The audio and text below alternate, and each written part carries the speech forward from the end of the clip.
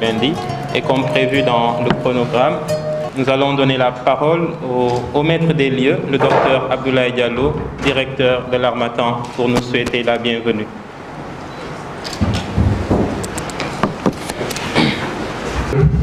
En vos titres, grades et qualités, je ne vais pas m'attarder à vouloir les citer tous autant qu'ils sont. Pourquoi? Parce que avec chacun de ceux et de celles que je vois ici, j'entretiens des relations particulières. Et si je devais les énumérer tous, mon temps de parole ne suffirait pas. Monsieur le parrain, mon grand-frère Pierre Beau, Monsieur le père Blaise, mon cher ami Lucien Dom, cher Marco, ma chère Mandonnet, mesdames, messieurs, c'est toujours pour moi un plaisir de souhaiter à tous et à toutes la bienvenue dans cette salle à l'occasion des différentes activités que nous organisons. Mais aujourd'hui, encore, mon plaisir est décuplé. Pourquoi? Parce que nous lançons des livres de quelqu'un qui n'est plus seulement un auteur de l'Harmattan. Il ne nous a pas échappé que je l'ai appelé par un autre nom que celui que vous avez inscrit à la page 1 de couverture. Pourquoi? Parce que Marcel n'est plus seulement un auteur de l'Harmattan. Marcel est mon confrère, avec qui nous entretenons des relations d'une fraternité très poussée. Ce qui justifie en fait mon émotion et mon plaisir, même si la cérémonie à lui dédiée aujourd'hui n'est pas la première que nous organisons. On a déjà lancé avec lui les autres livres qu'il a fait avec nous, notamment une très belle cérémonie qu'on avait eue en son temps à l'occasion de la sortie du livre qu'il avait consacré au cardinal Théodore Adrien Sarr. Je me rappelle encore les bons moments que nous avons passés au Salon des Princes de l'Hôtel Terrou-Bay. Ces mots pour dire merci à Marco pour cette confiance que tu accordes à l'Harmattan Sénégal, mais aussi et surtout pour cette affection que tu me portes, cette affection que tu portes à toute l'équipe de l'Harmattan Sénégal. C'est pour nous un honneur de te compter parmi nos auteurs. Et j'espère que ces deux livres que nous lançons aujourd'hui s'inscrivent seulement dans le cours naturel de toute la production de ton œuvre. Et je pèse bien le mot que j'utilise. Je suis directeur d'une maison d'édition tout de même. Une œuvre qui est en cours de construction. Voilà. Et en cela, je voudrais te remercier les personnalités qui ont bien voulu nous accompagner dans cette aventure. Je veux parler du père Blaise, je veux parler de mon grand frère Pierre Beau, pour qui j'ai beaucoup de respect et d'admiration. Le monsieur que vous voyez là, il va certainement me tirer les oreilles, et c'est-à-dire est celui qui, pour moi, en tout cas, et pour beaucoup d'autres, incarne ce que c'est que le raffinement dans notre pays. Pierre n'a jamais un costume ou une chemise, c'est-à-dire avec un pli. Et c'est quelqu'un qui, dans le cadre du travail qui est le sien, le fait avec brio et maestria. Grand Pierre, bravo. Et merci pour ton amitié et pour ce que tu fais. Je crois que j'ai oublié quelqu'un sur le présidium. L'école. C'est le père Blaise qui t'avait caché ma grande, n'est-ce pas? Ceci dit, aux autres, je dirais seulement de faire comme Marcel, de ne pas avoir peur d'écrire. Et cela, je le dis sous le contrôle de mon oncle attitré, le professeur Abdoulaye Racine Senghor, sous le contrôle du général Mamadou Niang. Et je le dis en regardant le président d'Erdeville. Pourquoi? Parce que il a fait le choix d'intégrer un champ qui est très difficile, le champ de la politique dans notre pays. Et c'est un champ qui, que ce soit au Sénégal ou ailleurs, ma conviction est celle-là, doit être animé par les idées, des idées grandes, tu en as. Reste à les coucher sur papier et à les imposer au niveau du débat. Pourquoi? Parce que le débat politique de notre pays, c'est pas Pape Samba qui me démentira, n'est pas ce qu'il aurait dû être. Est-ce qu'il devrait être en fait?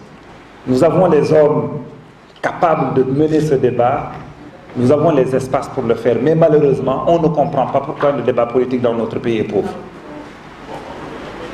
C'est un constat que je fais et je pense que, Grand Derneville, tu dois coucher sur écrit les idées que tu proposes au peuple sénégalais. Maintenant, nous en débattrons, nous allons créer les conditions de ce débat.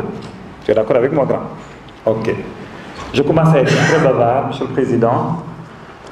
Je tiens encore une fois à vous remercier tous d'avoir pris de votre temps pour être parmi nous.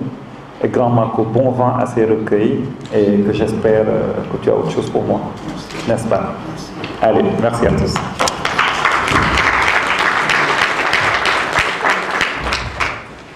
Merci, docteur Diallo, pour vos paroles aimables. Nous allons à présent regarder une petite vidéo qui a été créée à l'occasion de la sortie après la publication de l'état de noir. Prenons quelques minutes pour visionner cette vidéo.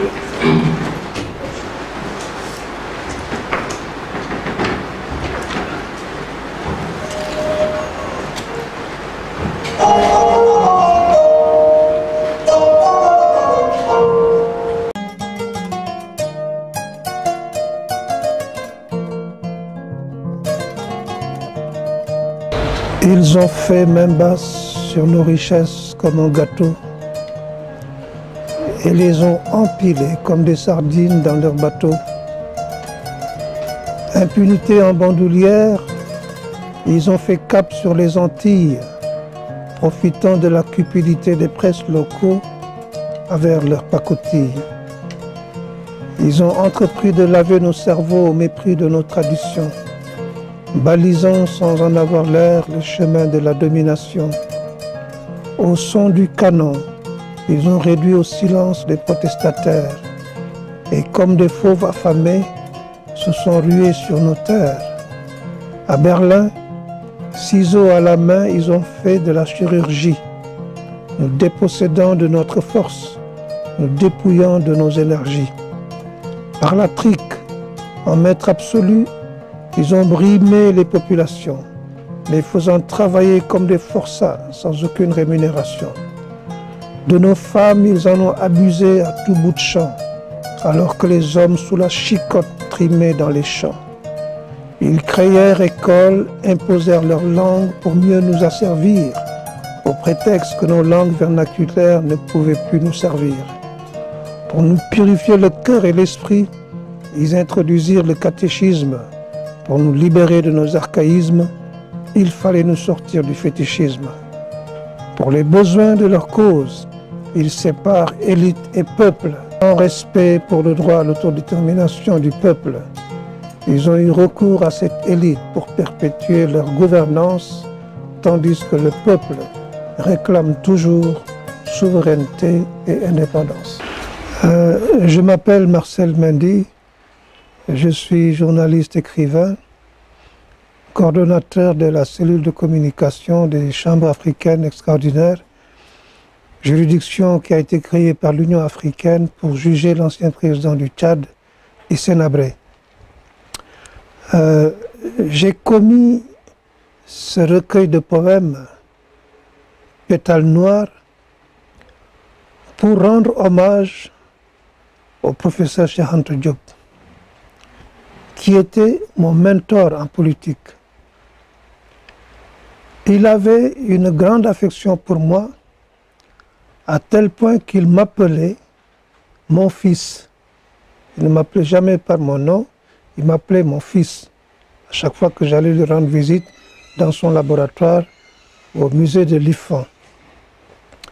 Quand j'ai appris sa mort, j'ai été tellement bouleversé que j'ai refusé d'assister à son enterrement parce que je ne croyais pas à la mort de Cheikh Anta Diop. Pour moi, c'était un homme éternel. Ce n'est pas une démarche gratuite parce que Cheikh Anta Diop représentait pour nous,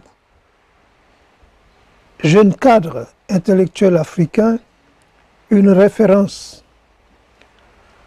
Vous n'êtes pas sans savoir le combat qu'il a mené durant toute son existence pour réinstaller l'Afrique dans l'histoire.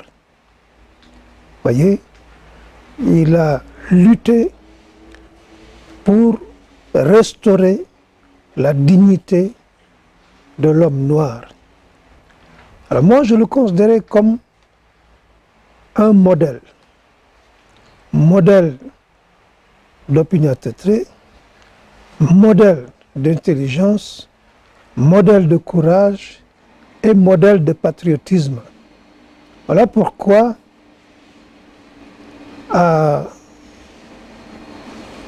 l'octobre de ma vie, puisque j'entame le 3e âge, eh bien, j'ai tenu à lui rendre hommage.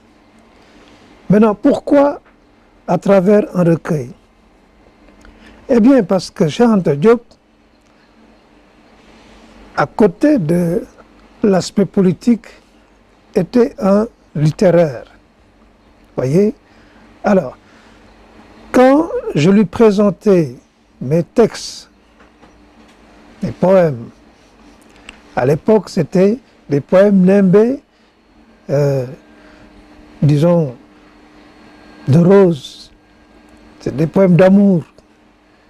Eh bien, il les lisait. Bon, pour ne pas me froisser, il me disait, mon fils, c'est bien. Mais il faut écrire sur des sujets qui intéressent le plus grand nombre. Vous participerez ainsi à élever le niveau de conscience de vos concitoyens, du peuple. Alors, depuis lors, tous les textes de poésie que j'ai écrits, eh bien, se réfèrent à cette recommandation du professeur Cheikh Anta Diop. Alors, voilà pourquoi, quand enfin j'ai décidé de publier ce recueil que j'ai intitulé Pétales noirs, j'ai mis le focus sur des sujets qui traversent la société, c'est-à-dire qui intéressent chacun et tous. C'est la mendicité des enfants, voyez, c'est l'infanticide des femmes qui, après avoir porté leur grossesse, eh bien, tuent les enfants qu'ils mettent au monde. C'est également le chômage des jeunes diplômés, que je considère comme un gâchis. C'est également les guerres fratricides entre pays africains, ce qui représente un non-sens pour moi. Voyez, les Africains, au lieu de se battre entre eux, devraient plutôt s'unir pour sortir le continent de la situation dans laquelle elle se trouve. Mais c'est également un saut dans le passé. L'esclavage, la colonisation, voyez, la décolonisation, voyez, c'est également la gestion de nos dirigeants, passés et actuels, voyez, bon, la bonne gouvernance entre guillemets, mais je ne dédouane pas pour autant les terroristes, qui constituent véritablement le fléau des temps modernes. Vous voyez, il y a une dimension spirituelle, parce que je suis profondément croyant, en tout cas je le revendique, où je magnifie le dialogue islamo-chrétien. Vous voyez, au Sénégal, je vous en ai parlé précédemment, c'est une chance pour nous.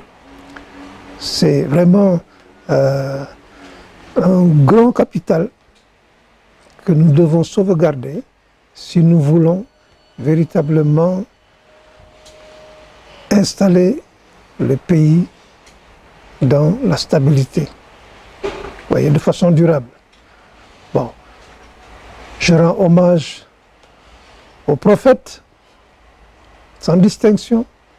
Mahomet, j'ai rendu hommage à Mahomet dans ce poème, dans ce recueil plutôt, moi le catholique.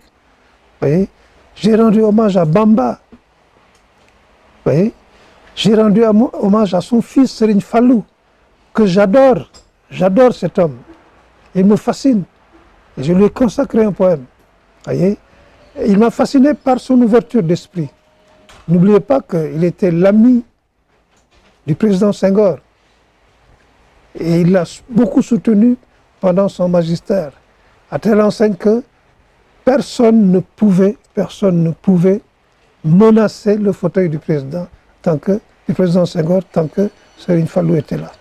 Vous voyez? Bon, naturellement, j'ai parlé de ma relation avec ma famille, vous voyez, famille élargie, hein, amis, proches, etc., etc. Bref, c'est autour de tout ça là que j'ai réfléchi, d'abord pour rendre hommage au professeur Cheikh Anta Diop, mais également pour apporter ma quote-part, voyez, à la promotion d'une littérature de qualité. Heureusement, j'ai pu compter sur la disponibilité d'une maison d'édition comme l'Harmattan, voyez, qui avait déjà publié 2 de mes ouvrages. Alors j'ai tenu à poursuivre le compagnonnage parce que la collaboration jusqu'ici se passe bien. Voilà. Alors pourquoi maintenant le titre Pétale Noire? C'est en quelque sorte pour apporter ma modeste contribution au rendez-vous du donner et du recevoir. Quand vous entendez pétale, vous pensez immédiatement à fleurs, à bouquet de fleurs. Hein? Alors, quand on aime quelqu'un, le meilleur cadeau qu'on puisse lui faire le jour de son anniversaire, eh bien, c'est lui offrir des fleurs. Voyez? Alors, le professeur Cheikh Anta Diop, encore une fois, était mon mentor en politique, mais il a été mon premier critique littéraire. Il représente beaucoup pour moi. Voilà pourquoi, en réfléchissant sur le titre que je pouvais donner à ce travail-là, j'ai pensé à Pétale Noire. Voilà, c'est en quelque sorte des bouquets que j'offrais au professeur Cheikh Anta Diop et à travers lui à tous les Sénégalais.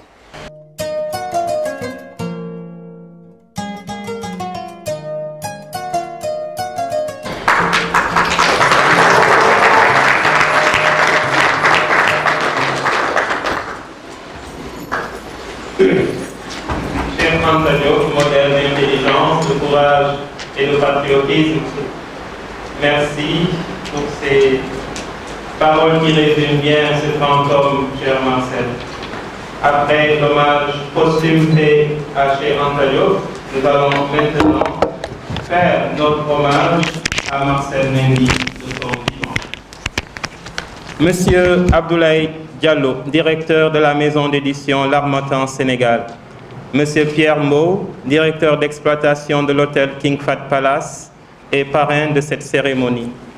Monsieur Henri Grégoire Diop, président de la Cour de répression de l'enrichissement illicite CREI et chevalier de l'ordre souverain de Malte. Monsieur Racine Senghor, directeur du Monument de la Renaissance africaine, écrivain et poète. Monsieur Bruno Derneville, président du Parti pour l'Action citoyenne, PAC, et chevalier de l'Ordre souverain de Malte. Monsieur Pierre Fatta Diouf, ancien directeur général du Fonds de garantie automobile et actuel directeur de la SOSCAR. Général Mamadou Niang, ancien ministre de l'Intérieur. Monsieur Jean Candé, ancien président de la Chambre d'instruction des Chambres africaines extraordinaires CAE. Mesdames et messieurs les journalistes, distingués invités en vos différents titres et qualités, honorable Assemblée, en cette période où l'harmattan souffle sur notre Sénégal, un vent sec qui nous apporte fraîcheur et renaissance, la maison d'édition du même nom et dans laquelle nous nous trouvons présentement ne cesse de répandre un vent de fraîcheur littéraire sur notre pays. Cette fraîcheur littéraire, nous la devons à des esprits éclairés, à des hommes et des femmes de lettres, à des experts de la rhétorique, de l'herméneutique et de la maïeutique, qui restent convaincus que l'écriture est une modalité d'action, comme le dit si bien Michel Guigues, une arme redoutable contre tous les maux du monde. Effectivement, écrire, c'est combattre, confirme Georges Bernanos. Écrire, c'est s'engager pour rester libre et décider soi-même de son avenir, renchérit Jean-Paul Sartre. Écrire, c'est essayer de survivre, surenchérit Jean Lamarche. Écrire, c'est donc espérer, tente de résumer Dominique Lévy-Chedeville. Bref, le crayon est l'arme par excellence du courage et de la liberté, affirme Marc Nobel. Chers amis, parmi ces hommes et ces femmes de lettres qui ont choisi l'écriture comme arme de persuasion et de séduction massive et qui viennent dans cette maison d'édition pour la ravitailler en fraîcheur littéraire, nous avons donc aujourd'hui l'honneur de vous présenter M. Marcel Mendy, journaliste, ancien coordonnateur de la cellule de communication des Chambres africaines extraordinaires, ancien conseiller technique de plusieurs ministres. Marcel Mendy est aussi connu pour ses nombreuses productions littéraires. Après avoir excellé dans la biographie et l'essai politique, Marcel Mendy se lance désormais, et de manière prometteuse, sur le terrain de la poésie.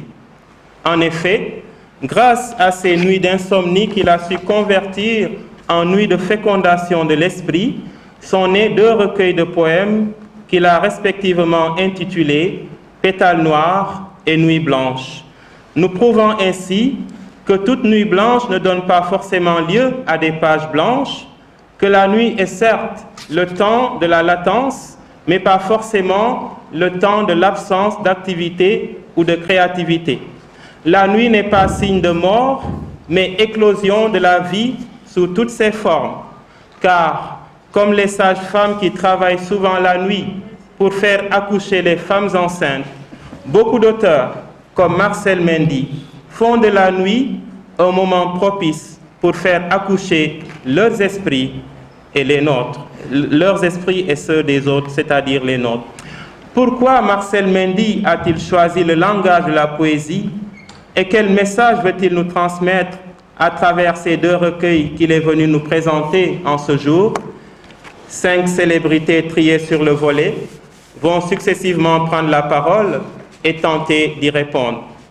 Il s'agit de Madame Ngone Faye, poétesse, Madame Deiko Doufal, préfacière de Pétales noirs, Monsieur Lucien Ndong, préfacier de Nuit blanche, Monsieur Pierre Mbow, parrain de cette cérémonie, et enfin l'auteur lui-même, Marcel Mendy. Après chaque prise de parole, un enfant de la paroisse Saint-Christophe de Yoff se chargera de déclamer un poème tiré des 2 recueils à l'honneur. À ce propos, nous allons justement passer à la déclamation du premier poème, celui que vous trouverez aux pages 39 et 40 de Pétales noirs, qui est dédié à l'argent et à ses paradoxes. Déclamation faite par Cheryl.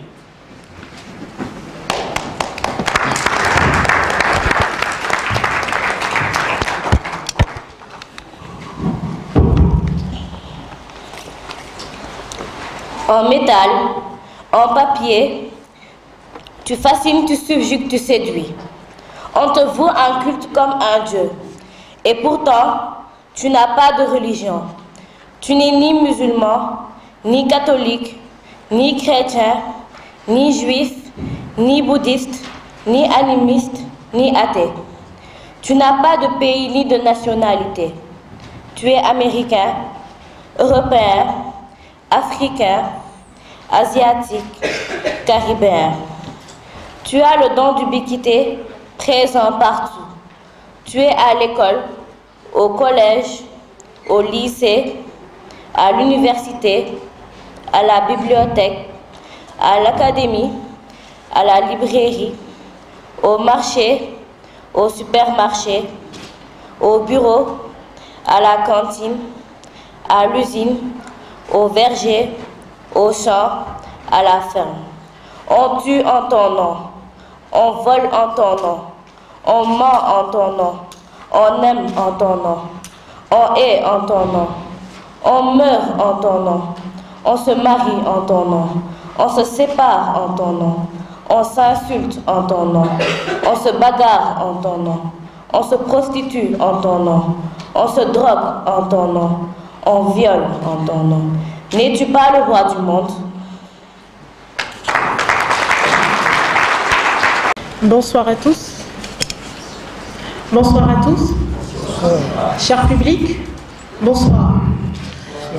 C'est un réel plaisir pour moi d'être ici pour vous présenter ces deux recueils.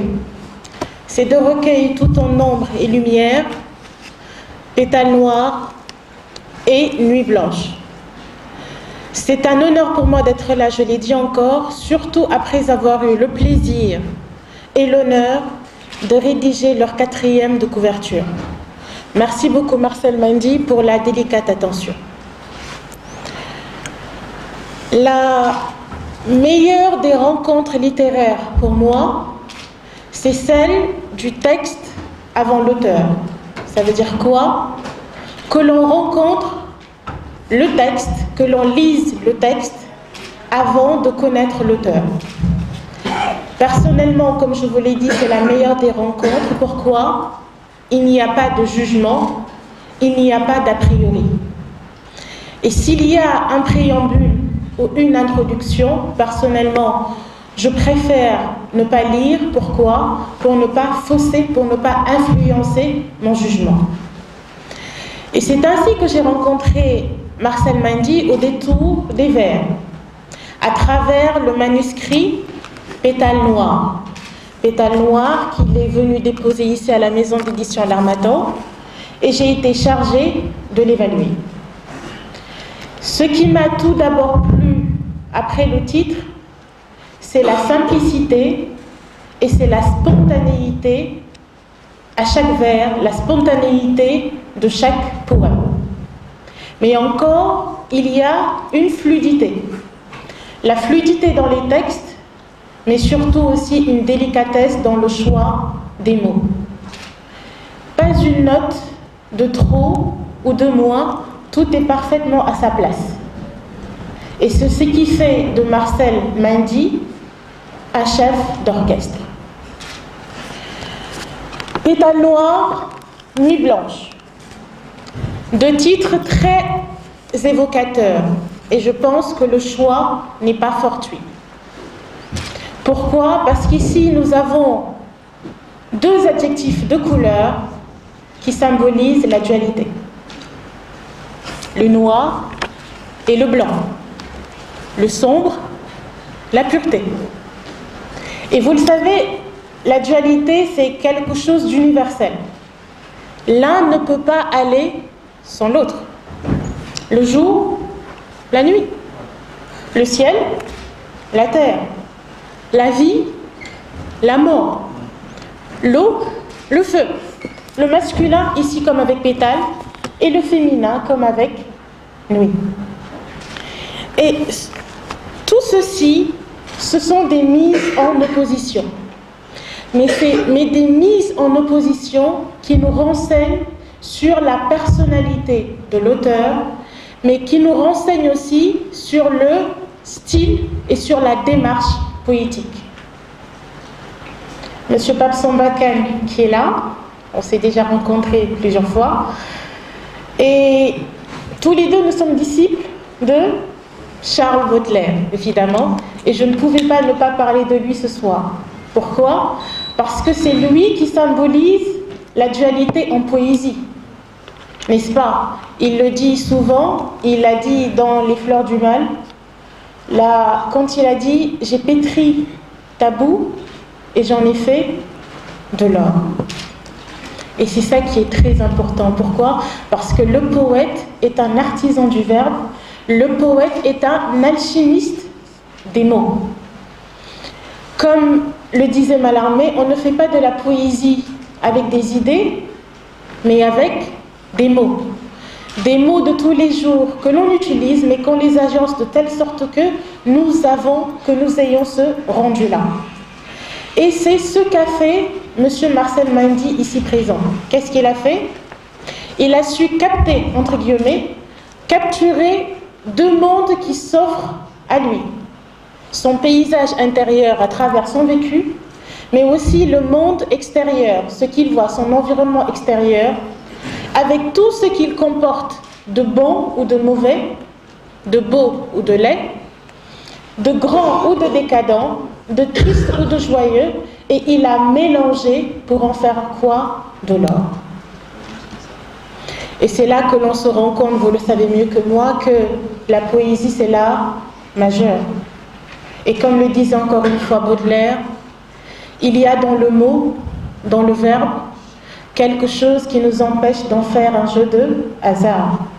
Et que manier savamment une langue, c'est comme pratiquer une sorte de sorcellerie évocatoire. Et cela, M. Mendy, il a compris. Je vous parlais de cette dualité, une dualité qui se voit dans le foisonnement des thèmes. Il en a parlé tout à l'heure dans la vidéo que nous avons regardée.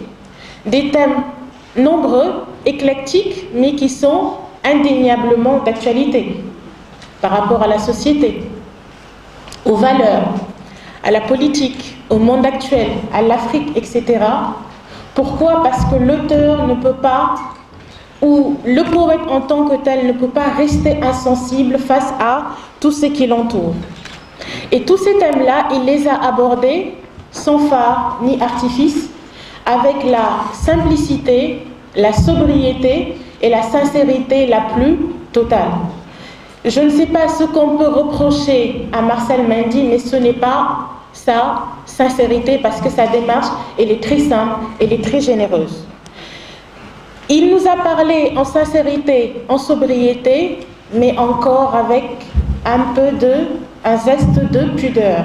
Pourquoi? Parce que même quand il dénonce parfois, l'auteur, il est tout en retenue. Il n'y a jamais un haut plus haut que l'autre, ce qui traduit bien sûr la personnalité de l'auteur. Alors, je disais il y a quelques instants que ces textes traduisent sa personnalité.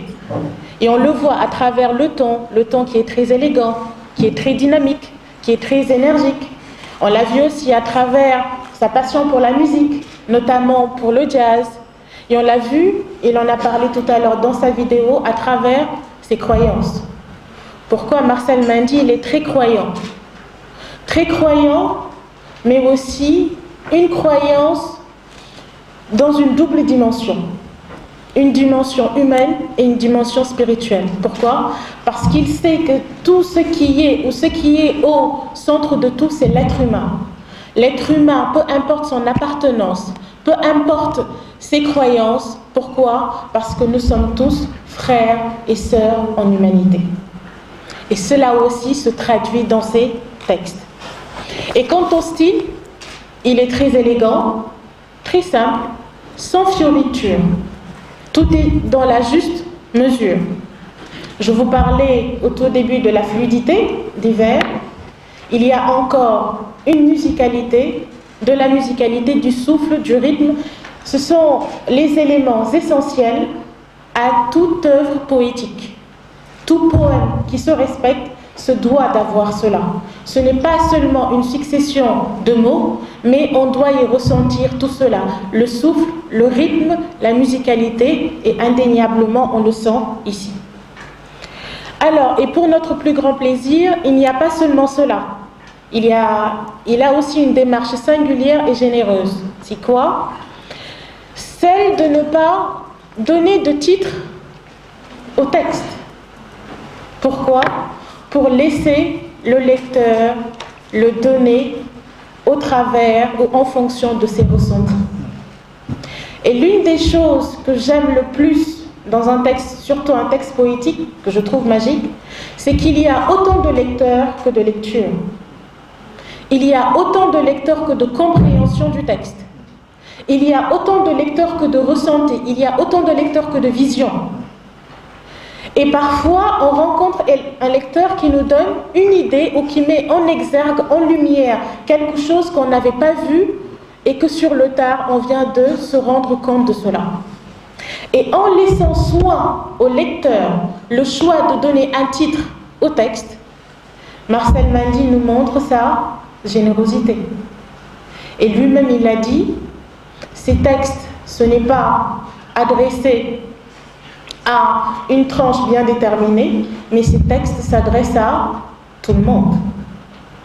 Et le fait de laisser au lecteur le choix du titre aussi, c'est qu'il lui dit, mon frère, ma sœur, tous les deux nous sommes les faces d'une même pièce. Et cela, Madame Kodoufal l'a judicieusement souligné dans sa très belle préface, en parlant d'une citation de Victor Hugo. La citation de Victor Hugo dans la préface des Contemplations. Ma vie est la vôtre est la mienne.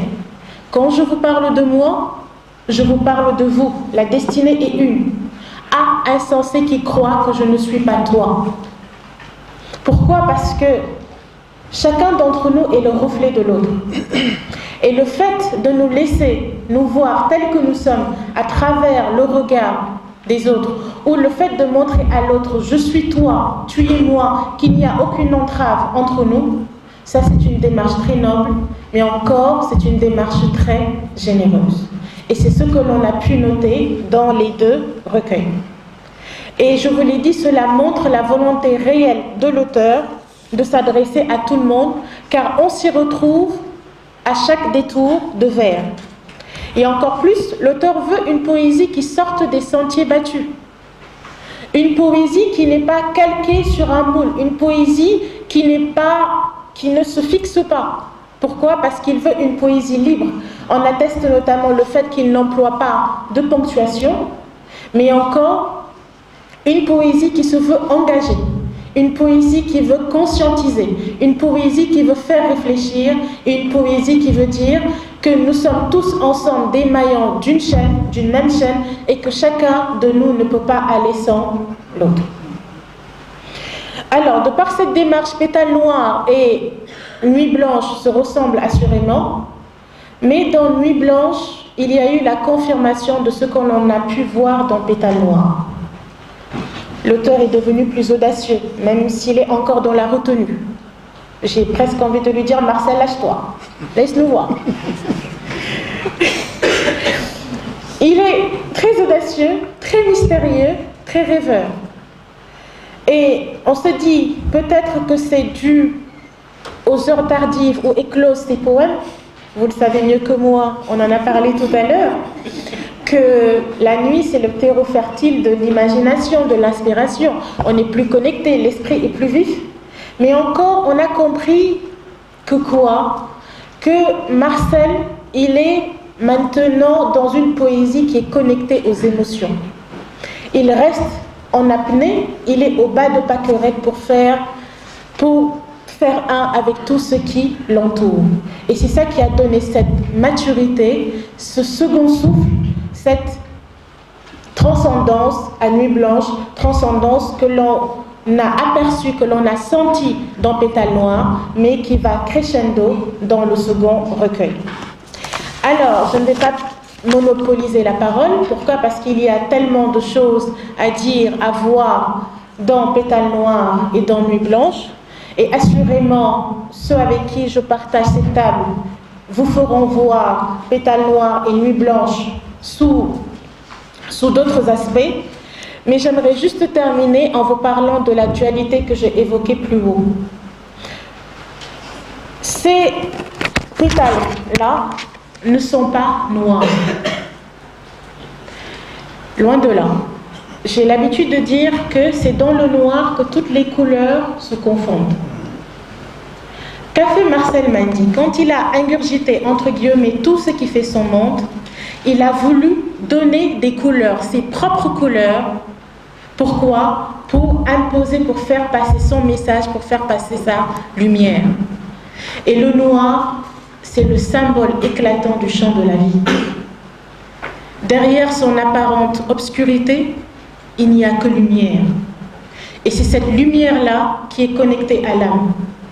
Et ça, Khalil Gibran, il a dit dans Le Prophète, quand il dit que l'âme se déploie comme un lotus aux pétales innombrables.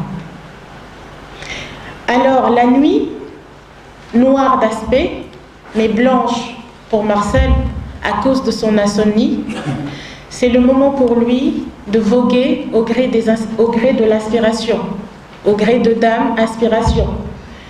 Dame Inspiration très capricieuse, insaisissable, mais je pense qu'ils se sont mariés et que pour l'instant, tout se passe très bien.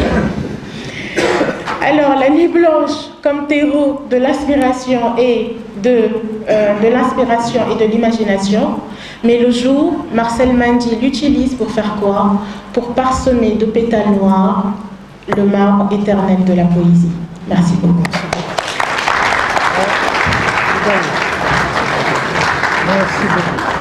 Madame Faye, d'avoir fait le lien entre les deux recueils de poèmes et la personnalité de Marcel, en nous démontrant que, comme l'auteur, ces deux recueils dégagent la cohérence, de la galanterie, de l'élégance, de la sobriété, de la sincérité, de la pudeur et aussi de l'engagement. D'ailleurs, comme tout poète, Marcel est cohérent de manière extérieure comme de manière intérieure. Il est aussi un homme engagé. Nous allons à présent écouter la deuxième déclamation de poème qui sera faite par Elena. Ce poème, vous le trouverez aux pages 54 à 56 de Pétales Noirs. Il nous remémore la douloureuse tragédie du naufrage du Joola, survenu il y a déjà 15 ans, mais c'est comme si c'était hier, il y a encore beaucoup de questions qui restent sans réponse, beaucoup de plaies encore ouvertes, comme nous pouvons nous en rendre compte dans ce poème. La vallée de larmes versées, dans le pays Foni, le Kassa, le Balantakunda, à Makakulibantan, à Karantaba, Kafountine, Djibelor, Enampo, Tobor. Trop peu pour noyer ma rage. Face à tant de conspiratisme, de masochisme, tant d'irresponsabilité, de cupidité, tant d'esprit de luc, d'absence d'esprit de suite, je crie ma révolte, hurle ma douleur, clame ma rancœur, déclame mon indignation, proclame ma consternation, réclame justice pour les victimes innocentes ensevelies dans les entrailles de l'Atlantique, plonge en famille, proches et amis dans un calvaire indicible. Aucun dinar, aucun dollar ne pourra compenser leur perte.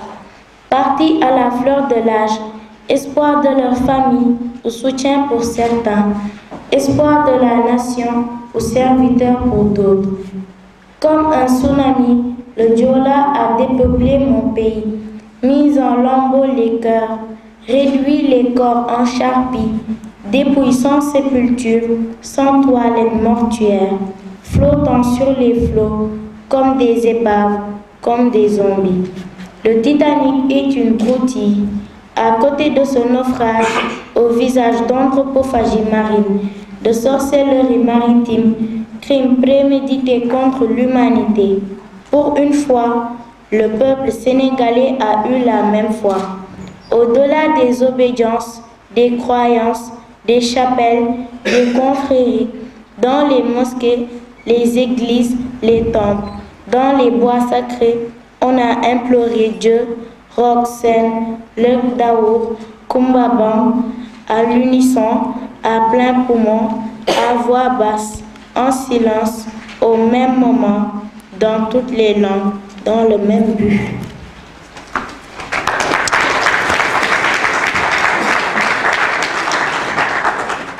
Merci Elena. Comme Marcel Mendy est galant, il est galant jusqu'au bout. Je ne crois pas à la parité pour la parité. Je crois simplement à la compétence du sexe.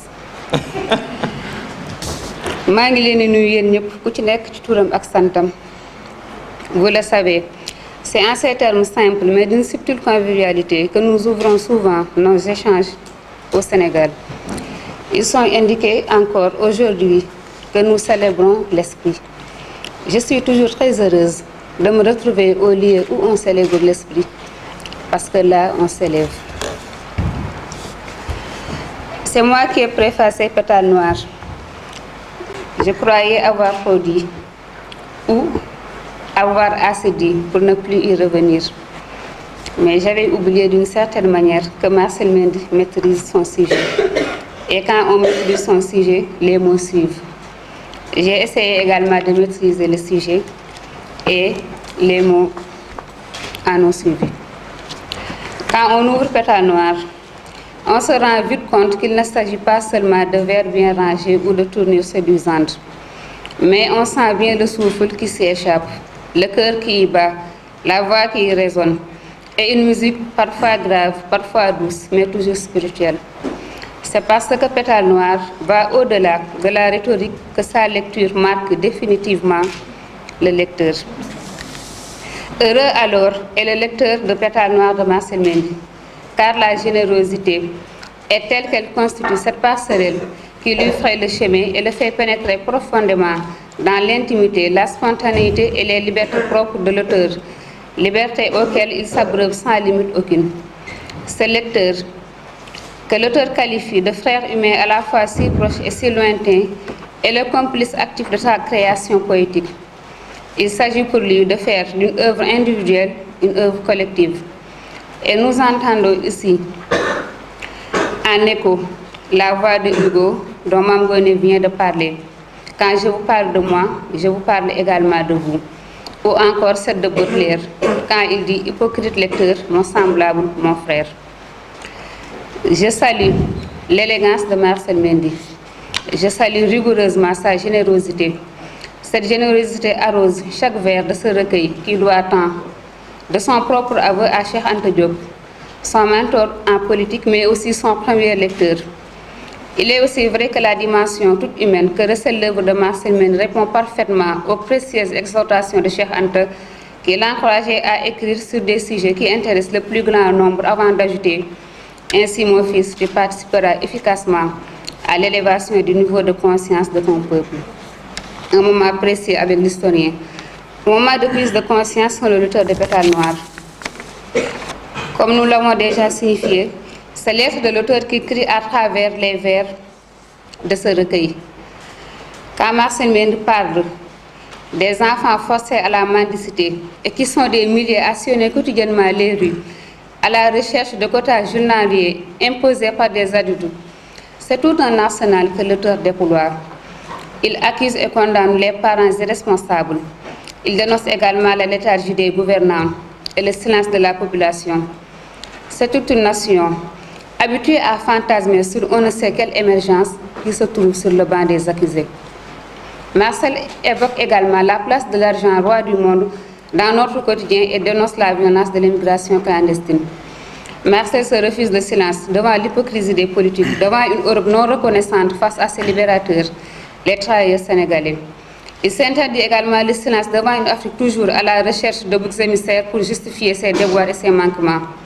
Certes, la colonisation et la traite négrière ont littéralement mis à genoux l'Afrique. Mais doit-on autant tenir l'Occident pour responsable de tous nos maux? C'est une question. Pétale Noire. Le titre est séduisant et énigmatique. Évoque la partie la plus colorée de la fleur, celle qui attire aussi les insectes pollinisateurs, créateurs de vie. De même, les vers de Marcel Mendy se veulent un réverbère, une sorte de lumière laissant entrevoir aux humains une société plus juste.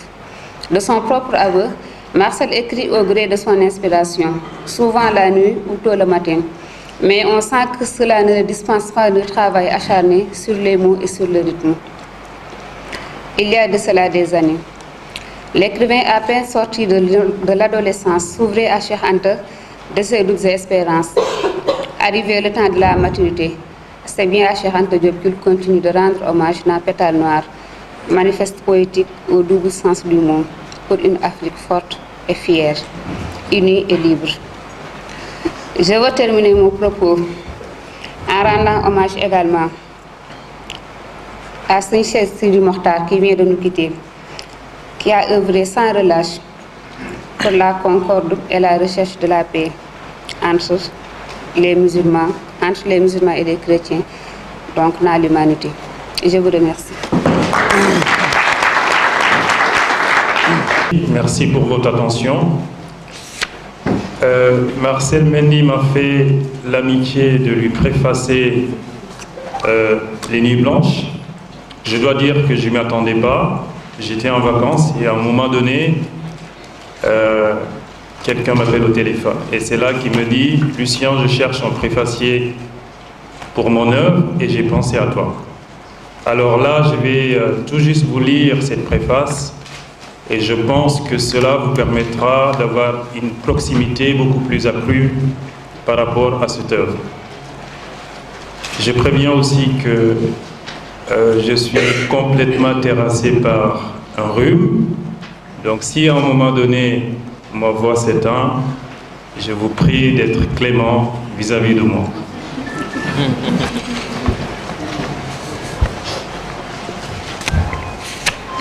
En parcourant l'œuvre Nuit Blanche, l'on constate d'emblée qu'elle a été écrite la nuit, entre 23h et 8h du matin.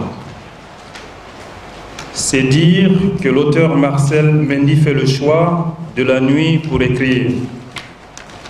La nuit, le temps de l'après-jour, du repos du commun des mortels, de la latence, du silence délesté du bruit ambiant des hommes, le temps, muse qui inspire artistes et créateurs. C'est à ce moment précis et opportun qu'il prend pour scruter des thèmes, dire ses états d'âme, échanger, questionner et prêcher la bonne parole aux hommes de bonne volonté et de bonne foi. Dans une forme de litanie, il égrène allègrement des sujets de vie. C'est d'abord cette Coupe d'Afrique de football, convoitée par le Sénégal depuis de longues années et qui lui a échappé une fois de plus. Grosse désillusion, grosse déception pour Marcel et avec lui ses concitoyens. Dans une forme de catharsis, d'optimisme, il ressuscite de cet échec pour se donner un autre challenge. Gagner la coupe la prochaine fois, même s'il faut nous cendre les reins. Quelques pages après, toujours dans le recueil Nuit Blanche, l'auteur a rendez-vous avec l'Afrique, à qui il prescrit une ordonnance pour ensuite tresser le tableau de sa jeunesse et de ses potentats. Changeant de cap, il aborde d'autres thèmes, des thèmes métaphysiques, les chemins du ciel et le secret pour y accéder, l'homme ombre et lumière, la foi en Jésus qui est la voie, la solitude de la vie et de la mort, l'au-delà, la mystique du temps et du silence, le monde idéal universel, l'autre moi, ce visage qui transcrit l'homme.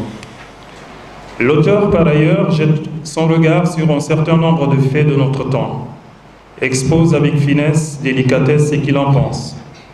L'enfant de la pauvreté, l'enfant de nos pensées jumelles, la lutte pour le pouvoir, le combat politique entre ces deux faces antagonistes, les jours sombres. Marcel Mendy est aussi un homme de son temps, qui se sent interpellé par la civilisation actuelle. Facebook, les immigrés clandestins, le pouvoir inscrit dans le temps, le drame de Demba Diop, la transhumance et la femme africaine à la peau d'ébène sont des thèmes développés dans son ouvrage. L'autre force de cette œuvre est qu'elle est écrite dans un style très simple, certainement pour être accessible au lecteur, et une volonté de l'auteur pour entrer en dialogue avec le maximum de personnes. Cette simplicité se trouve aussi dans ce mélange de techniques d'écriture entre la poésie libre et celle classique. Je demeure convaincu que cette œuvre poétique d'une 50aine de feuillets, qui se lit facilement, mérite d'être lue. Elle porte un regard à la fois simple et profond sur les sujets métaphysiques et d'actualité et expose le point de vue, la sensibilité, la finesse d'esprit et la générosité d'un homme qui refuse d'être indifférent. Je vous en souhaite bonne lecture et vous remercie.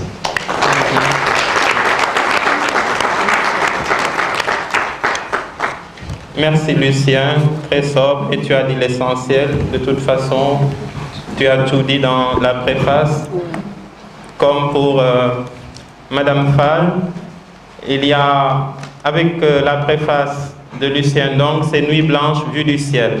Donc vous pouvez avoir un regard beaucoup plus cohérent, beaucoup plus uni, alors que si vous passez de poème à poème, vous faites du tout-terrain. Donc l'un ne remplace pas l'autre, ça se complète vraiment. Vous pouvez, prenez le temps de lire les deux préfaces. Merci. Nous passons à la 4e déclamation qui sera faite par Cathy. C'est celle du poème que vous trouverez aux pages 41 et 42 de Nuit blanche. Ce poème traite du thème difficile des immigrés africains. On n'en veut nulle part. Et pourtant, dans toutes les républiques, dans tous les pays du monde, surtout en France, on parle de liberté, égalité, fraternité entre tous les hommes. Dieu de bonté, Dieu de miséricorde, ouvre ta porte à tes enfants perdus. Ils sont sur le chemin du repos, ne sachant plus où aller. Ils ont voulu partir en Amérique. L'Amérique a dit non. Ils ont voulu partir en Europe. L'Europe a dit non. Ils ont voulu partir en Asie. L'Asie a dit non. Ils ont voulu aller en Océanie. L'Océanie a dit non. Ils ont voulu aller sur la Lune. Ils n'en avaient pas les moyens. Sont-ils condamnés à errer comme des moutons égarés, de village à village, de pays à pays, de continent à continent, et rester ad vitam aeternam, sans papier, sans domicile fixe, sans pays fixe, sans patrie fixe. Jusqu'à quand vont-ils porter ce nom d'immigrés clandestins? Persona non grata partout, visiteurs indésirables, ces empêcheurs de vivre en vie, faiseurs de bruit existants mauvais, selon la parole présidentielle de Chine. Un matin d'hiver à Navarre, la France n'est plus la fille aînée de l'Église. Elle a fondé ses œuvres en humanisme pour embrasser la religion de l'intolérance, de la peur de l'autre et du repli sur soi. Évangile selon Jean-Marie Le Pen, chanté par sa fille Marine, remixé par sa petite-fille Marion. Vidant la devise collée au fronton de la République, liberté, égalité, fraternité, de tout sens, de tout contenu, de toute substance, de toute consistance. Seigneur, j'implore ton indulgence. Ouvre ta porte à ces naufragés de la vie, qui ne savent plus à quel sein se vouer. Ils ont juste besoin d'un peu d'air pour respirer, n'ayant nulle part ici-bas droit de citer.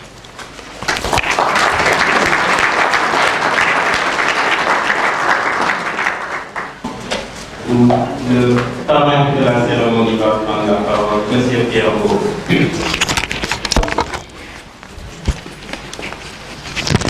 Monsieur le Président d'honneur, Père Blaise Pascal Sagna, Monsieur le Ministre Général Mamadou Niang. Monsieur Abdoulaye Diallo, directeur de l'Harmattan. Distingués invités en vos rangs, titres et qualités. Mon cher frère et ami Marcel Mendy, auteur. Mon cher ami Pierre Diouf. Mesdames et messieurs les préfaciers, mesdames, messieurs, chers amis, mesdames, messieurs les journalistes, mes chères sœurs, qu'il me soit permis, mesdames, mesdemoiselles, messieurs, de vous souhaiter la bienvenue dans cette salle Amadi Alidien des éditions L'Harmattan. Je profite de cette tribune qui m'est offerte pour souhaiter à chacune, à chacun d'entre vous une très bonne année 2018. Mes bons vœux vont également à vos familles et à toutes les personnes qui vous sont chères. Mesdames, Mesdemoiselles, Messieurs, je voudrais saisir l'opportunité pour exprimer toute ma gratitude et reconnaissance à l'endroit de mon ami et frère Marcel Mendy pour l'honneur qu'il me fait en me choisissant comme parrain de la cérémonie de dédicace qui nous réunit ce jour. Cet acte qu'il a posé me touche au vrai sens du terme et me va droit au cœur, car venant de quelqu'un pour qui j'éprouve une haute estime et une sincère considération au regard de son talent d'écrivain, à la hauteur de sa production littéraire si abondante et si généreuse, mais aussi et surtout au regard de son humilité légendaire. Oui, j'ai parlé tantôt de talent.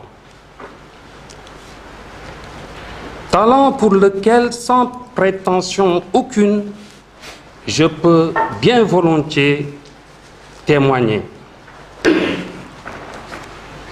En 2006, en ma qualité de directeur de l'hôtel Savannah Dakar, j'ai eu l'honneur d'abriter et de servir le déjeuner de presse que mon ami Marcel Mendy avait organisé après la sortie de son livre consacré à la violence politique au Sénégal de 1960 à 2003, édité par Bouc Émissaire et Tabala.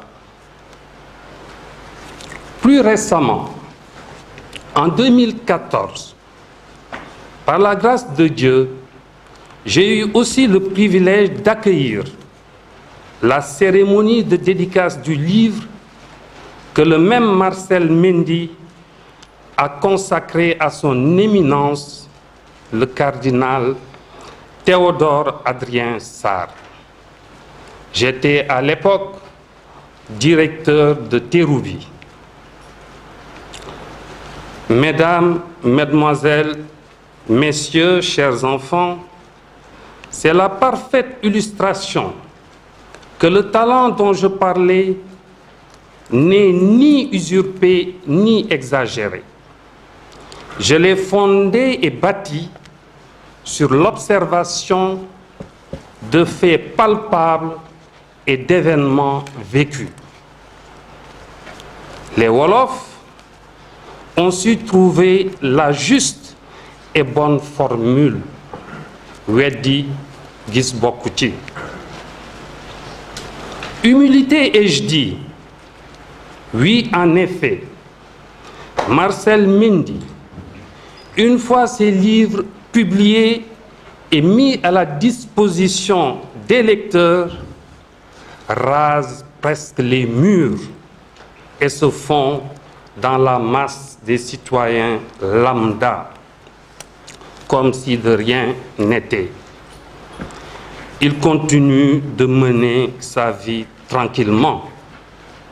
Il ne brasse pas du vent en occupant la une des médias systématiquement et intempestivement pour faire du m'as-tu-vu ou du paraître.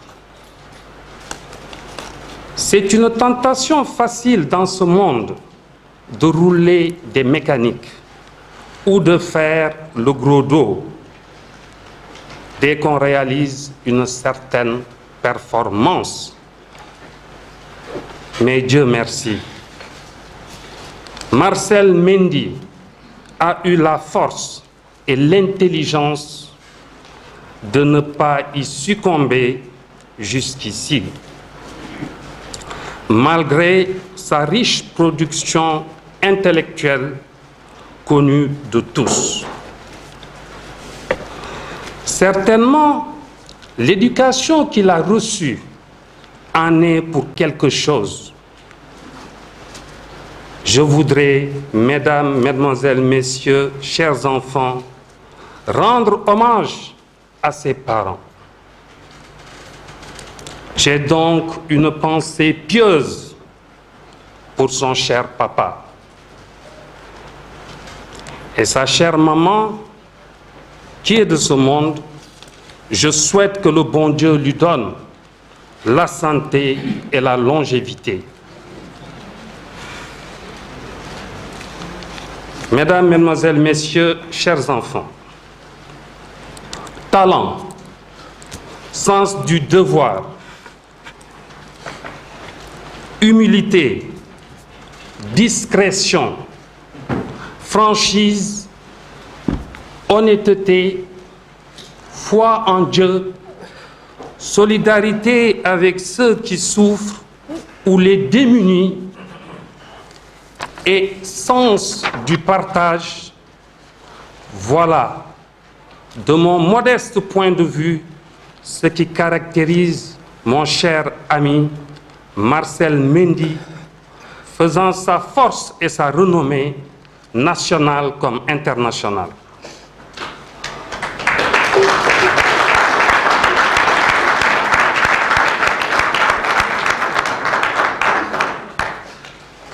Mesdames, Mesdemoiselles, Messieurs, chers enfants,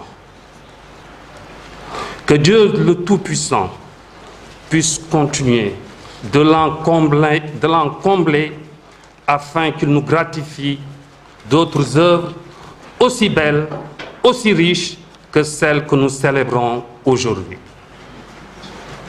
Mesdames, Mesdemoiselles, Messieurs, chers enfants, si j'ai marqué mon accord pour être le parent de cette cérémonie de dédicace, au-delà de l'amitié que j'ai pour mon cher Marcel Mendy, c'est aussi pour mon goût de la poésie et de la littérature en général. Pour quelqu'un comme moi, qui a échappé de justesse à un destin de journaliste, la littérature est par définition une activité de la plus haute noblesse, participant à la nourriture de l'esprit et de la construction de l'homme. Qui dit mieux? C'est par la connaissance que l'être humain se distingue des animaux. Les écrivains, en tant que dispensateur de savoir, en tant que diffuseur de connaissances par leur travail, en sont des artisans de premier ordre. Voilà pourquoi ils méritent le respect de chacun et de tous. Mesdames, Mesdemoiselles, Messieurs, chers enfants, en lisant les 2 recueils de poèmes de Marcel, j'ai pu découvrir en lui un homme profondément humaniste qui colle aux préoccupations de son temps, aux réalités sociales qui l'environnent.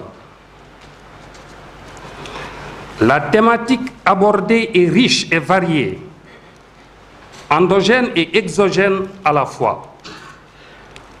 Tous les aspects de la vie sont passés au crible.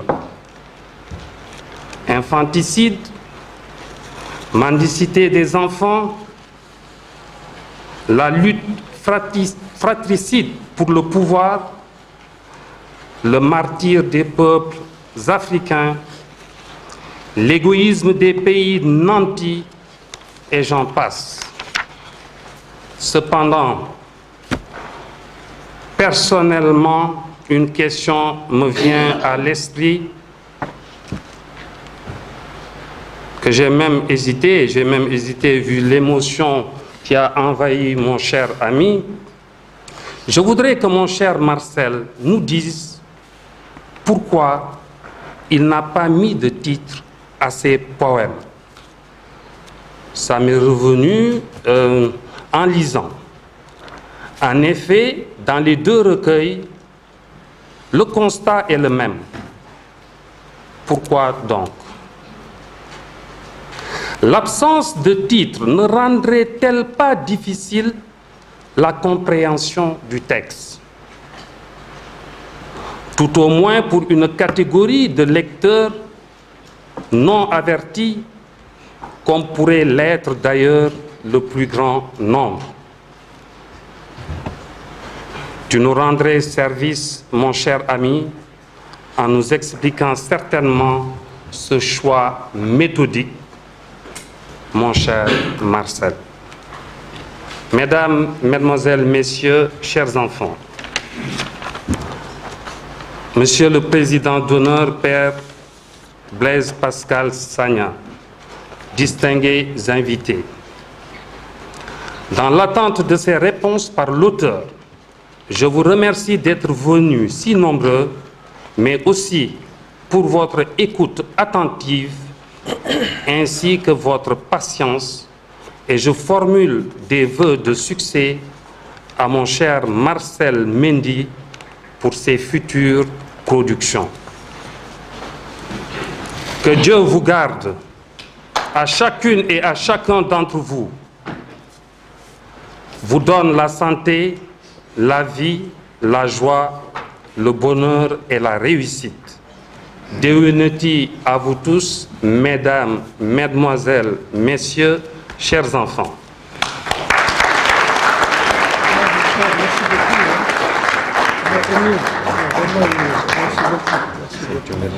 Merci, Monsieur Mbo, de nous avoir entraînés sur le terrain de l'émotion.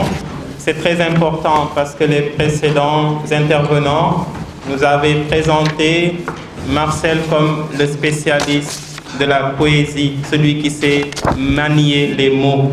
Mais en parlant ainsi, il nous rappelle, Monsieur Mbo nous rappelle que derrière Nuit Blanche, derrière Pétale Noire, il n'y a pas un robot, il n'y a pas un homme sans cœur, mais un homme de cœur, un ami fidèle, quelqu'un qui est sympathique, quelqu'un qui est attachant. Et nous tous, dans cette salle, je pense que nous pouvons le reconnaître, nous pouvons l'attester.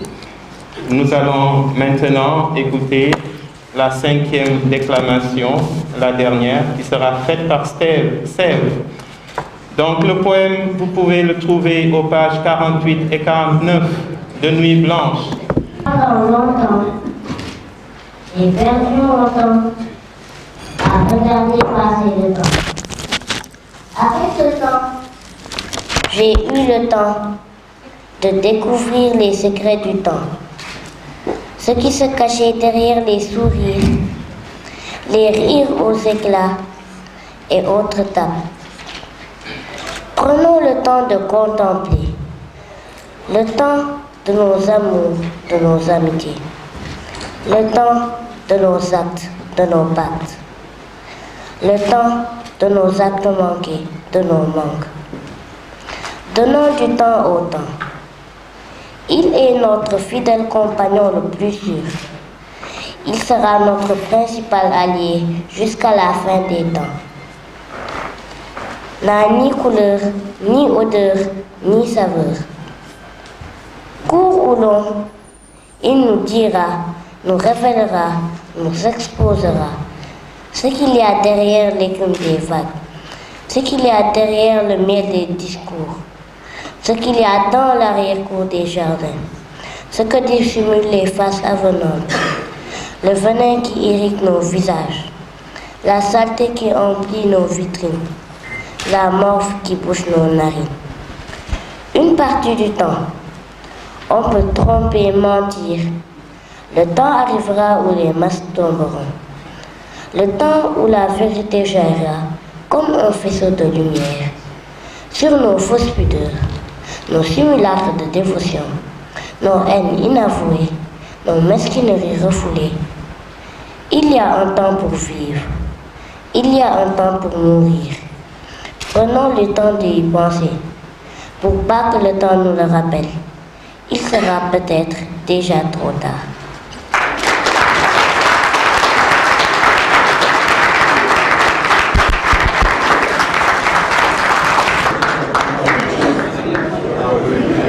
J'avais raison.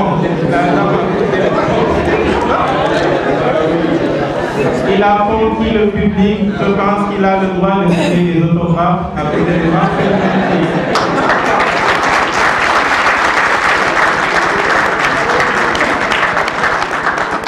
Merci beaucoup, Père. Merci, chers enfants.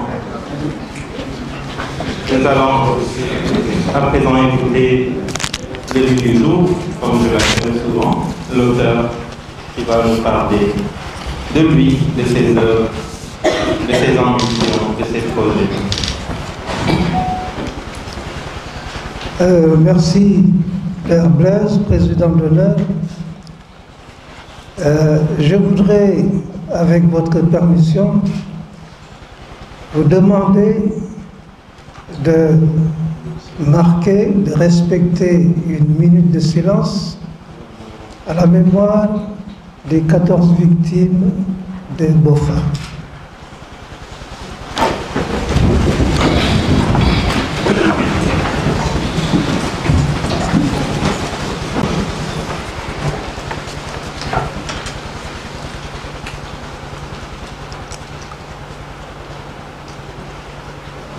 Je vous remercie.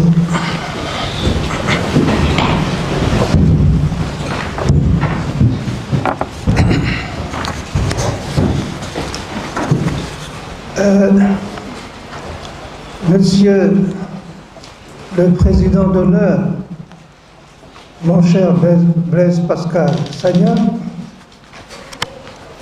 Monsieur le Parrain, mon cher ami et frère Pierre Mbeau, Monsieur le ministre général et écrivain Amadou Niang, Monsieur Racine Senghor, mon ami, mon frère, que j'appelle affectueusement mon frangin, grand poète, directeur du monument de la Renaissance africaine, Monsieur Pierre Fatta Diouf, mon ami, mon frère, ancien directeur du Fonds de garantie automobile et actuel directeur de la SOSCAR, Monsieur Bruno D'Erneville, mon cousin, président du Parti pour l'Action citoyenne, Monsieur Moustapha Ali, directeur de la coopération et des partenariats au ministère des Affaires étrangères, mon ancien collègue au ministère de l'Intérieur, on était tous les deux conseillers techniques là-bas, Monsieur Jean Candé, ancien président de la Chambre d'instruction des Chambres africaines extraordinaires. Je le taquine souvent en disant que c'est lui qui a envoyé M. Issa Labré devant le juge. Monsieur Issa Sall, directeur, ou ex-directeur de Nouvel Horizon, mon ami, mon frère. Monsieur Pape Samakan, mon frère, grand écrivain aussi, journaliste de talent. Monsieur Doudou Mbaye, mon ami de 40 ans, je vous parlerai de lui tout à l'heure.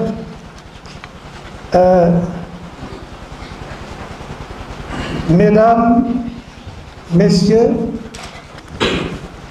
en vos titres, rangs et qualités,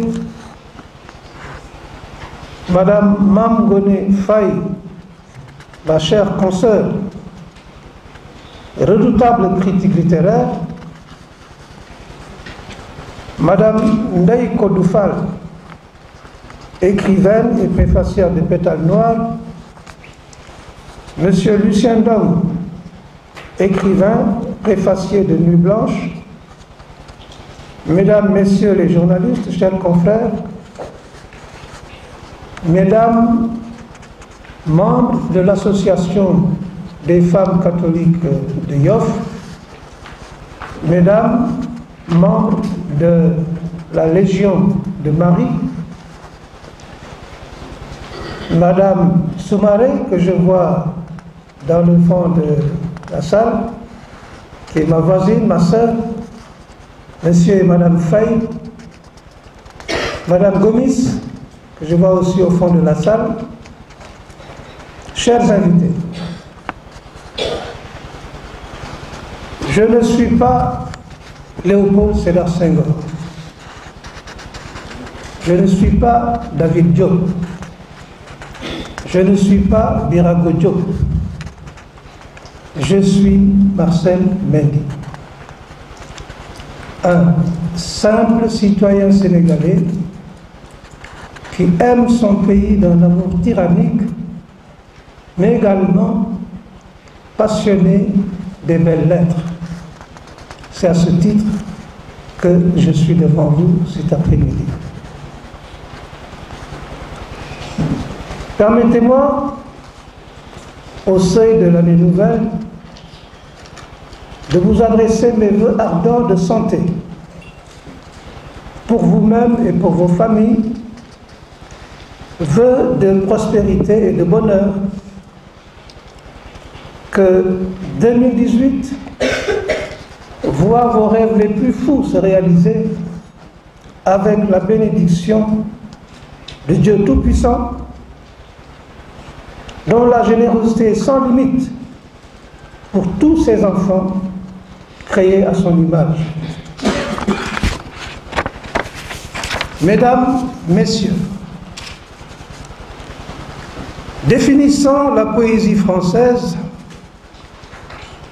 Monsieur Maurice Demeure, membre de l'Académie des poètes classiques de France, disait dans la revue littéraire trimestrielle indépendante L'Albatros, numéro 92, du 4e trimestre de 2001, je le cite, « Comme la musique a son écriture propre, il en va de même de la poésie française qui ne peut s'exprimer pour avoir droit à ce titre qu'en une versification syllabiquement rythmée, cadencée et impérativement rimée, à défaut de quoi l'écrit n'est que de la prose. » Fin de citation.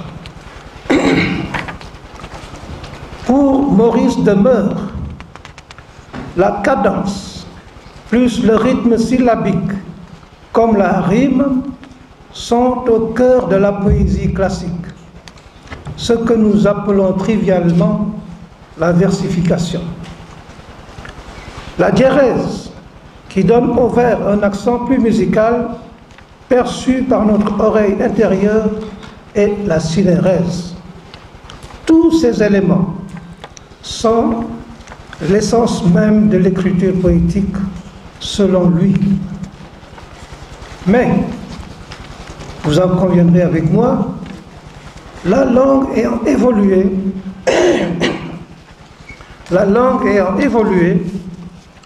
beaucoup de poètes réclament la suppression pure et simple de la diérèse et prônent la versification libre. Je m'inscris humblement dans cette catégorie. Vous l'aurez remarqué, dans les deux recueils que je vous présente cet après-midi, certains textes sont rimés, d'autres ne le sont pas. C'est un choix que j'assume totalement. Cependant, il convient de reconnaître avec Maurice Demeure que les éléments décrits plus haut, c'est-à-dire la diérèse, la synérèse, relèvent de l'euphonie, et c'est donc l'oreille qui peut en juger. D'où l'insertion dans le programme de cette cérémonie, le récital de poésie brillamment exécuté par nos chers enfants. C'est pour moi l'occasion de les féliciter chaleureusement sous vos applaudissements.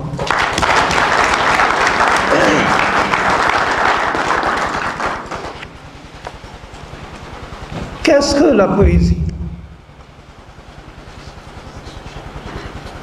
Qu'est-ce que la poésie? Question grave.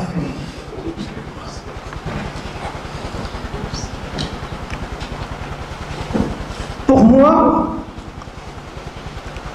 la poésie est à la confluence de l'art et de la littérature.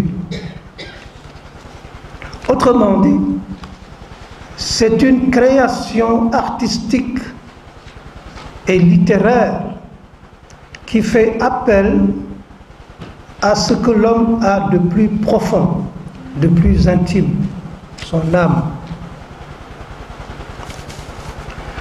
Voilà pourquoi on ne saurait l'enfermer dans un carcan, dans une camisole, sous prétexte de respecter une certaine orthodoxie linguistique, une certaine pureté grammaticale.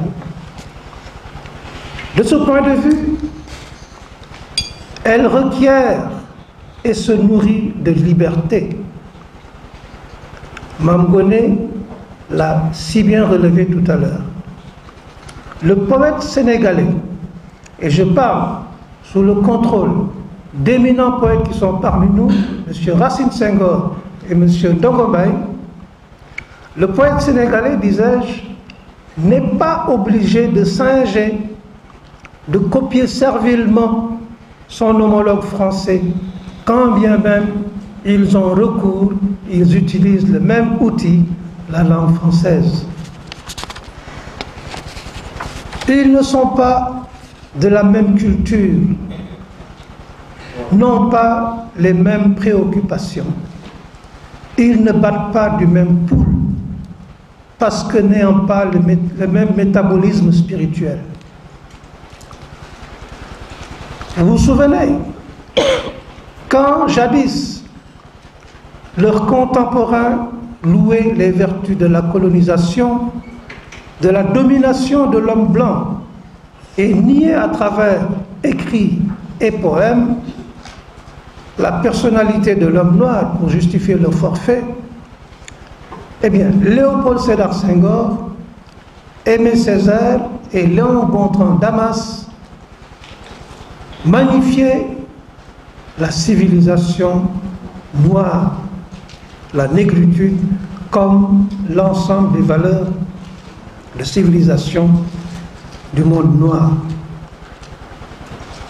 Dans cette lancée, ils dénonçaient à travers leurs écrits la barbarie de l'homme blanc, ses prétentions exagérées, son complexe de supériorité non fondé sur le nègre. L'esclavage a été aboli depuis 1848 par la fameuse loi Schœlcher. Mais, dans les faits, la mentalité de l'homme blanc par rapport au noir a survécu. La meilleure preuve, c'est la sortie malheureuse du président des États-Unis d'Amérique, M. Trump, qui nous a traités des pays de merde, soulevant l'indignation de pratiquement toute la communauté internationale. Cela veut dire que le combat n'est pas fini. Le combat est loin d'être terminé, parce qu'en face de nous, il y a des gens qui nous méprisent.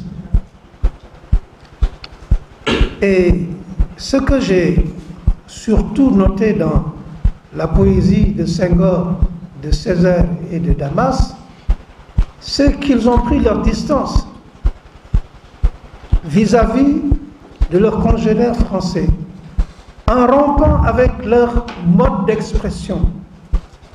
Vous voyez, la meilleure illustration, c'est Pigment de Damas. Il s'en fiche de la versification. Il écrit tel qu'il sent les choses. Vous voyez? Ça veut dire que la poésie, en tout cas la poésie négro-africaine, qui est née dans ce contexte, est une poésie de dénonciation, une poésie de révolte et de contestation.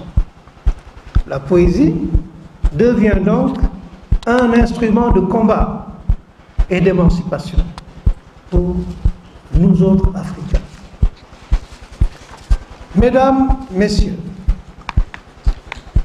mon ami Pierre Mbow, mon cher parrain, tout à l'heure dans son aimable discours, m'a interpellé sur l'absence de titre dans mes deux recueils. Je vais m'en expliquer. L'absence de titre dans les deux ouvrages, en tout cas sur les textes qui structurent les deux ouvrages, ne relève pas de la gratuité ou de l'innocence. Ce n'est pas également une coquetterie intellectuelle, loin de là. Des moments fous à débattre. Malheureusement, on n'était jamais d'accord, lui et moi. Paradoxalement aussi, ce schisme, cette différence d'approche sur les questions politiques que nous abordions, eh bien, nous a rapprochés. On est devenus les meilleurs amis du monde. Doudou, je voudrais profiter de cette occasion solennelle pour te dire merci de me porter dans ton cœur.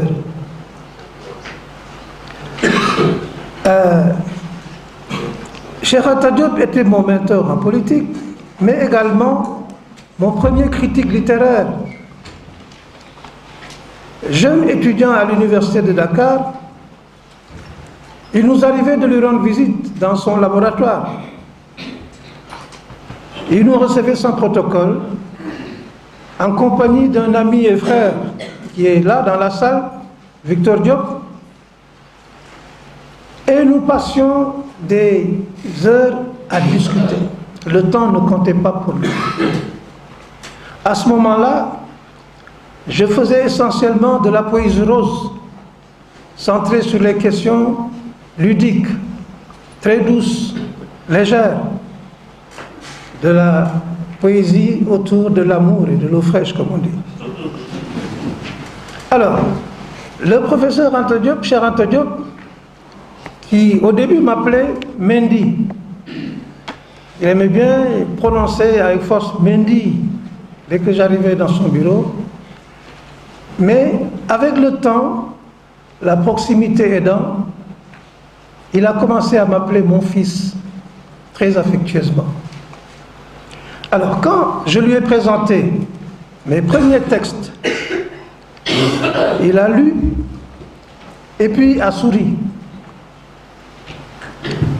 Alors, j'étais là, bouche bée, en attendant son jugement, et il me dit, mon fils, c'est bien, mais il faut écrire sur des sujets qui intéressent le plus grand nombre.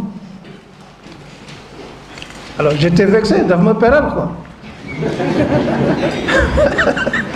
J'étais vexé.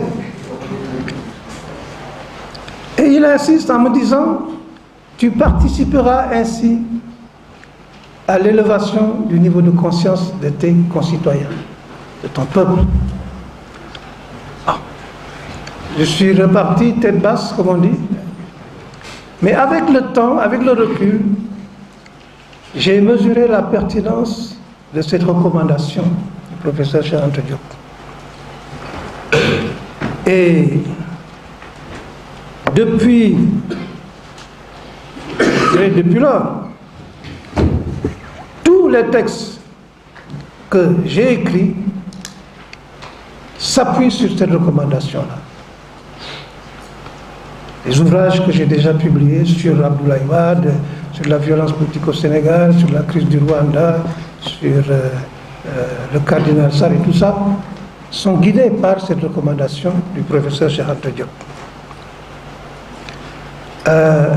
Je l'ai dit dans la petite vidéo, quand Cheikh Anta Diop est mort, j'ai refusé de croire à sa mort. À tel point que je ne suis pas allé à son enterrement. Là, la levée du corps avait lieu à l'hôpital de Fann. Mais j'ai refusé d'y aller parce que je ne croyais pas que Cheikh Anta Diop était mort. Ce jour-là, je n'ai pas mangé. J'étais triste comme les pierres. Malheureux. Et c'est au fil du temps que j'ai accepté l'évidence. Cheikh Anta Diop était parti. J'ai considéré que c'est une partie de moi-même qui mourrait. C'est vous dire ma proximité affective avec feu Cheikh Anta Diop. Je l'aimais beaucoup et il m'aimait beaucoup. Voilà pourquoi, quand j'ai fini Pétale Noire, j'ai pensé lui rendre hommage à travers ce recueil. Puisque je ne pouvais pas chanter comme Youssou N'Dour, lui composer une chanson, je ne pouvais pas également écrire un ouvrage sur lui parce qu'il y en avait tellement, mais je me suis dit, au moins avec ce recueil de poèmes, je pourrais rendre hommage au professeur Cheikh Anta Diop et lui dire merci beaucoup pour tout ce que tu as fait pour moi. Quant à Nuit Blanche, il est le fruit de souffrances vécues pendant et après mon opération à l'œil. J'avais eu un décollement de la rétine avec une déchirure intérieure. Devant la gravité de la situation, le docteur Paul Aïda, qui m'avait consulté, me recommandait une intervention chirurgicale. Après une deuxième consultation par le professeur Pape Amadou Ndiaye, auprès de qui elle m'avait envoyé, celui-ci confirmait le diagnostic et me suggérait lui aussi de faire une opération toute affaire cessante. La mort dans l'âme, je dû m'y résoudre. Le 3 mai 2017, je passais 3 heures d'horloge sur la table d'opération. Tellement c'était délicat. 3 heures. L'anesthésie a même eu le temps de s'estomper. Imaginez la suite. J'ai failli hurler par les mimiques et les grimaces que je faisais pour ne pas crier. Quoi. Le professeur, devinant ma souffrance, n'arrêtait pas de me calmer. Monsieur Mendy, c'est bientôt fini. Et pourtant, ça continuait à s'affairer autour de mon œil. Bref, j'ai souffert le martyre. J'ai souffert atrocement sur la table d'opération. Mais à cette souffrance subie en salle d'opération, s'est ajoutée une autre souffrance à ma sortie d'hôpital, celle-là d'ordre moral. Vous m'excuserez d'en parler aussi brutalement. La souffrance de ne pas voir pendant ma convalescence qui a duré 3 mois des personnes qui me sont chères et qui gravitaient dans mon environnement familial ou qui, pour certains, passaient pour des amis. J'en ai beaucoup souffert. Cette souffrance était plus dure à supporter car elle blesse l'âme. Je n'en dormais pas. Les nuits devenaient blanches, pratiquement pour moi. Cette souffrance m'a révélé ma vulnérabilité, ma fragilité d'être humain. Mais, n'étant pas quelqu'un qui baisse les bras facilement, j'ai transformé cette vulnérabilité en force. J'ai sublimé cette souffrance avec l'aide de Dieu. Au lieu de rester la nuit à regarder le plafond de ma chambre jusqu'au petit matin, j'ai décidé, contre l'avis du médecin, de prendre la plume. Pendant que tout le monde dormait à point fermé, je me mettais à écrire d'un œil, celui qui était valide. Pour ainsi dire, cette souffrance était devenue ma muse. Elle a nourri et fécondé mon imaginaire. Si bien que, quand j'ai fini d'écrire, pour trouver un titre à cet ouvrage, je ne suis pas allé loin. Je l'ai tout de suite intitulé Nuit blanche. Voilà pour la petite histoire. Mesdames et messieurs, les mobiles qui ont présidé à la réalisation de ces 2 ouvrages. Hommage à Cheikh Anta Diop, dans Pétale Noire, combat contre la souffrance dans Nuit blanche. Pardonnez les insuffisances et les limites. C'est une œuvre humaine qui, comme le dit l'adage, n'est jamais parfaite. Je vous en souhaite bonne lecture et vous donne quitus de votre générosité de cœur en venant honorer par votre présence cette cérémonie de dédicace. Merci infiniment. Que Dieu vous bénisse et vous garde.